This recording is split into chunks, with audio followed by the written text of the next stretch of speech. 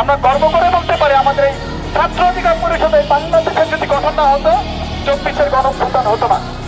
18 সংস্কার আন্দোলনে অগ্নিকর্ম থেকে গড়ে ওঠা বাংলাদেশ গণ অধিকার পরিষদ প্রত্যেকটি সংগঠনের যেমন একটি ইতিহাস থাকে, ঠিক তেমনই আমাদের গণ অধিকার পরিষদের একটি ইতিহাস রয়েছে। আমাদের নেতা নুরুল হক নূর, তাকে আমরা এক নামে চিনি, বিপি নুরুল হক নূর, 18 সালে সেই কোটা সংস্কার আন্দোলন থেকে গড়ে উঠেছে 18 সালে 19-এর নির্বাচনে ডাক্তার দিতে হয়।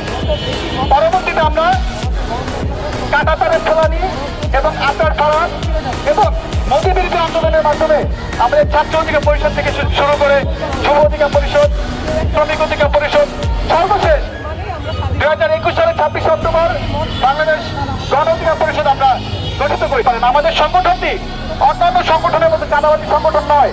আমাদের নামে আমাদের সংগঠন টেন্ডারবাজি নাই, চাঁদাবাজি নাই, চাঁদাবাজি নাই, দখলবাজি নাই, নারী কেলেঙ্কারি নাই।